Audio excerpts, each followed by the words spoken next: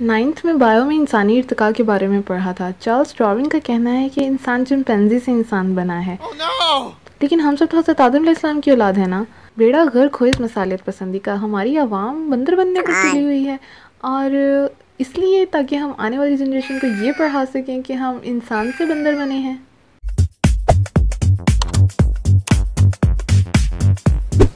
अस्सलाम वालेकुम, I'm Sonam and welcome back to my channel. I'm here with another latest गर्मा गर्म news. हुआ यूँ कि एक औरत ने मर्द पर हाथ उठाया। हम टीवी प्रोडक्शन ड्रामा सीरियल लापता में साइको शोहर ने अपनी बीवी को थप्पड़ मारा और बदले में बीवी ने थप्पड़ मारा और धमकी भी दी। खबरदार, मैं तुम्हारे हाथ तोड़ दूंगी। बस फिर क्या था, बन गया इशू। अरे भाई, मियाँ बीवी का आपस का मामला है, लेकिन नहीं, हम तो बोलेंगे। हम बोले बिना कैसे रह सकते हैं भला। आज़ादी इज़हार राय, यू नो। इस सीन के मेल एक्टर जो हैं उन्होंने ड्रामा की इस एपिसोड की रिलीज़ से पहले अपनी स्टेटमेंट एक दी थी, और उस स्टेटमेंट पर भी डिस्कशन शुरू हो गई, और वो भी न्यूज़ चैनल पर।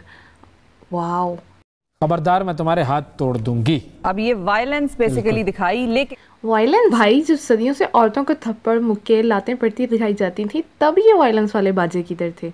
जब औरतों को पे दर पे चपेड़ें पड़ती थी, तब सीन वाली औरत के साथ मिलकर आंसू बहाने में सब इतने मसरूफ़ होते थे कि ये बोलना भूल जाते थे कि ये वायलेंस है। और गालिबन ये रिएक्शन इस बात का सबूत है कि ये मेल डोमिनेंट सोसाइटी है। गलत तभी लगेगा जब मर्द के साथ होगा। मिर्ज़ा गौहर रशीद इसके बारे में कहते हैं, apparently physically abusing women is fine and any misogynistic spineless man can get away with it. Yes sir, you are right. इसमें बिल्कुल कोई दो राय नहीं है कि औरत मात खाती फिजिकल अब्यूज़ के ज़िम्मे में आती ही नहीं है। इसीलिए तो अब तक सब सोए हुए थे, और औरत के मर्द को थप्पड़ रिसीव करते ही सब जाग गए, है ना मैजिक। इस सीन के बारे में मिर्ज़ा गौहर रशीद ने मज़ीद कहा कि he took up the character of तानियाल to prove that operation is a choice. बिल्कुल दुरुस्त, I totally agree with you, but unfortunately यहाँ पर मसला ये है कि औरत को ऑपरेशन में ही चॉइस मिलती है, यानी उसको ये ही चूज़ करना है कि वो माशरे का जुल्म जबर बर्दाश्त करे या फिर अपने शौहर का। क्योंकि एक तरफ तो शौहर की मारपीट बर्दाश्त करना, उसकी नाइंसाफियाँ बर्दाश्त करना, दूसरी तरफ जबर ये है कि माँ बाप के पास से वापस नहीं जा सकती, क्योंकि माँ बाप की इंसल्ट होती है।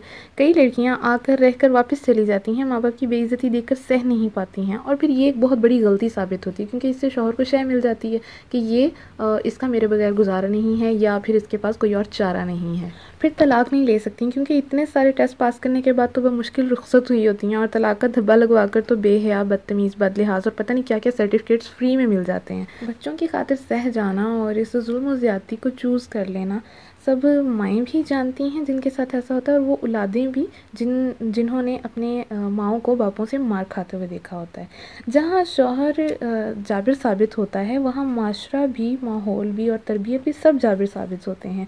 हमारे यहाँ तरबियत में ये बात डाल दी जाती है कि जबर ही चूज़ करना है, चाहे शौहर की तरफ से हो या फिर माशरे की तरफ से। लेकिन इतना अरसा ये सब कुछ अब चलता रहा है, तो फिर आखिर ये कब तक चलेगा। अब ये सब तो होगा जब जुल्म बढ़ता है या फिर मुस्तकिल रहता है, तो फिर बगावत तो होती है। लेकिन थप्पड़ के मुकाबले में थप्पड़ रिसीव कर देना कोई अक्लमंदी की बात नहीं है। मर्द औरत से ज़्यादा ताकतवर होता है, और फिर जिसने मारने में पहल की है वो मार मार कर आपका दुम्बा भी बना सकता है। मामले की मुनासिबत से कोई और भी हल निकाला जा सकता है, लेकिन सह जाने के अलावा। सालों पहले से औरतों पर जुल्म ड्रामों में बहुत वाज़ेह किए जाते रहे, और इसका मकसद भी हमेशा यही रहा है कि जुल्म को रोका जा सके, अवेयरनेस दी जा सके।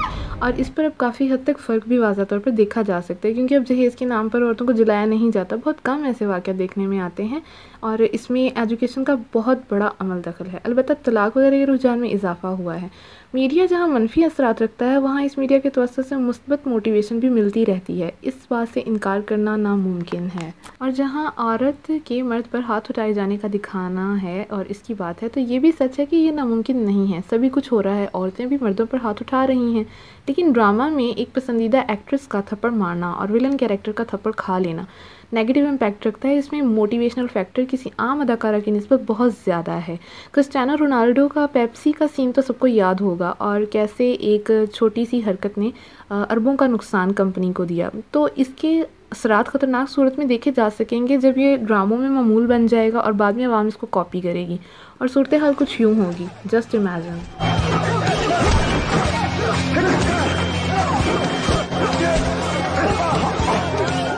जो मैंने शुरू में बंदर वाली बात की थी, इसका मकसद भी इस बात को हाईलाइट करना था कि एक चीज़ जो सोशल मीडिया पर ज़ेर बहस हो, इसको ट्रेंड बनने में देर नहीं लगती है। और टिकटॉक स्नैक ऐप पर ट्रेंड फॉलोइंग का रुझान देखकर आप बखूबी इस बात का अंदाज़ा लगा सकते हैं कि सब बंदर का सर्टिफिकेट लेने को तैयार बैठे हैं। और ऐसी सूरत में थप्पड़ ट्रेंड का फॉलो किया जाना बहुत ही ऑब्वियस है। इससे माशरती बिगाड़ के सिवा कोई दूसरी सूरत पैदा होती नज़र नहीं आती। हमारा मुआशरा 0.001% भी माशरती बिगाड़ सहने के लायक नहीं रहा है, ऑलरेडी तबाही के सर पर है। औरत का जवाबी थप्पड़ रसीद करना जहालत नहीं, लेकिन ऐसी सोच को हवा देना जहालत की तरफ राह दिखाना ही है। इस्लाम ने जो औरत को हुकूक दिए हैं, इनका तस्लीम कर लेना ही माशरे पर भारी है, तो फिर औरत का थप्पड़